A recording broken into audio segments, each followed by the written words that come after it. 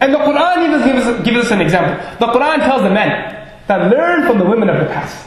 The Quran speaks, وَضَرَبَ اللَّهُ مَثَلًا لِلَّذِينَ آمَنُوا.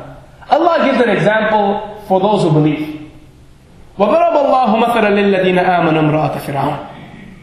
Allah gives an example for those who believe in the wife of Pharaoh. إِذْ قَالَتْ رَبِّ ابْنِ لِي عِنْدَكَ بَيْتًا فِي الْجَنَّةِ. Pharaoh was torturing his wife because he found out that she accepted the religion of Musa alayhi salam. So what he did was, he nailed her into a plank of wood. And then he turned the plank towards his castles. And he said to his wife that, are you sacrificing these castles for Allah? For your religion, for Islam, for the religion of Musa alayhi salam? So the wife, she says, إِذْ قَالَتْ رَبِّ ابْنِ لِي عِنْدَكَ بَيْتًا فِي الْجَنَّةِ. She says, you're showing me these palaces here? Oh Allah, make me a palace in paradise. وَنَجِّنِي مِنْ فِرْعَوْنَ وَعَمَلِهِ وَنَجِّنِي مِنْ الْقَوْمِ الظَّالِمِينَ. Save me from Fir'aun and his oppressing team. And then Allah gives another example. وَمَرْيَمَ امْرَأَتَ عِمْرَانَ الَّتِي أَحْصَنَتْ فَرْجَهَا فَنَفَخْنَا فِيهِ مِنْ رُوحِنَا وَصَدَّقَتْ بِكَلِمَاتِ رَبِّهَا وَكُتُبِهِ وَكَانَتْ مِنَ الْقَانِتِينَ.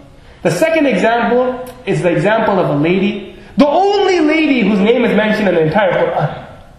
You study the Quran from top to bottom, only one lady's name is mentioned in the Quran. Allah tells us, go and study her life. You will study her life, you will find out what modesty means.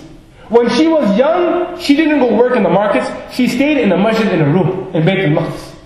Her uncle Zakaria would bring food to her. She stayed there. And then when she came with the child to the people to Bani Israel, they said to her, where did you get this child from? You weren't even married, you're from a pious family, you're a pious and noble lady. He says, فَأَشَارَتْ إِلَيْهِ. She points towards the baby.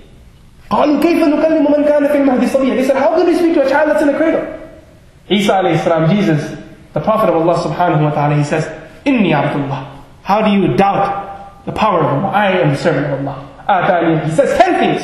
آتاني الكتاب وجعلني نبيا. Allah has given me the book. He has made me a prophet. وجعلني مباركا أينما كنت. He has made me blessed wherever I am. وأوصاني بالصلاة والزكاة ما دمت حيا. He has ordered me to give my zakat and establish my prayers, give my alms and establish my prayers. As long as I am alive. وبرا بوالدتي. Again, Allah orders me to be kind to my mother. ولم يجعلني جبارا شقيا. Allah has not made me a person who's oppressed and a very strong and staunch person. والسلام علي يوم ولدت ويوم أموت ويوم أبعث حيا. May peace be upon me the day I was born, the day I pass away, and the day I will be resurrected again. The day I will pass away. Person, he used this verse against the Muslims once in a debate. He said that the Quran says that Isa alayhi salam was crucified. The Quran doesn't say that. وَيَوْمَ أَمُوتُ, it says, in the future. It never says I passed away. The Quran says, the day I will pass away. Yes, he was lifted into the skies, he will come down, and then he will pass away. There's nowhere in the Quran that said that he passed away at that time. Anyway, so wrapping up what we were saying, Quran even gives an example of the women of the past. That learn from the example of Maryam alayhi salam and learn from the example of the wife of Fir'aun. And the Prophet sallallahu alayhi wa sallam tells us, learn from the companions. Learn from the wives of the Prophet sallallahu alayhi wa sallam. Learn from the leading role models from the women, the sisters community. They left us they left a legacy behind themselves. Maulana Akram Nadwi, one of the lecturers in London University, he was writing a book, a 20-volume book on the sacrifices and the knowledge of women of the past, Muslim women of the past. 20 volumes, and I heard it, I was like, subhanAllah, 20 volumes, I don't even know so many, there were so many people, so many women that made sacrifice for deen. So yes, Islam does give women their right in society. Islam does respect them. But if you interpret respect as something that a person is respected for their beauty, then Islam has no space for that. Then if that in your words means Islam doesn't respect women, then you can take that as you want to. But Islam treats women and respects them for their personality. Islam treats and respects women for their characteristics. And when Islam has set boundaries around women, that's to keep our society clean. And me and you don't have the right to question Allah. We can't stand and say, why did Allah say this? Why did Allah say this? Allah is the creator. This is a person who makes his phone on your BlackBerry. He gave you a manual, so you can't ask him, why am I not allowed to press the off button and then make a phone call? Because it's off. You can't, if you press the off button, I programmed it in a way that's going to turn off. You can't question the person on your BlackBerry, why is this button off? Why isn't this button off? Why isn't the green button off? Why is the red button on? You can't question him because he decided to make it like that. But if you want to try, you can press off, and if it turns on, you're lucky. You're not going to be lucky anyway. So if you can do what you want to, but then, the results are going to come with it. Allah tells us these are the boundaries that I keep you in.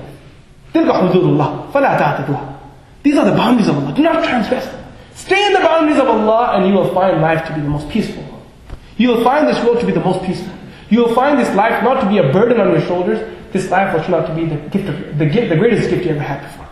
The greatest gift you ever had, the greatest gift you will ever have. This Islam, this deen will no longer be a burden on you. We find Islam as a burden on us. No, it's not a burden. You will find Islam the correct and perfect pathway.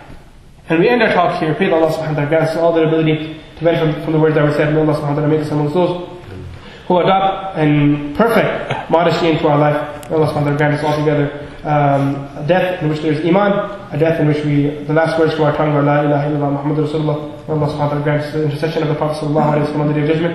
May Allah subhanahu wa ta'ala grant us paradise along with the Prophet sallallahu alayhi wa sallam in paradise. May Allah subhanahu wa ta'ala forgive all those that are passing away and suffering throughout the world. May Allah subhanahu wa ta'ala help them in their times of difficulty. May Allah subhanahu wa ta'ala cure all those that are injured, all those that are sick, all those innocent people that are being tested by Allah subhanahu wa ta'ala at the moment. May Allah subhanahu wa ta'ala help them at every moment of their life.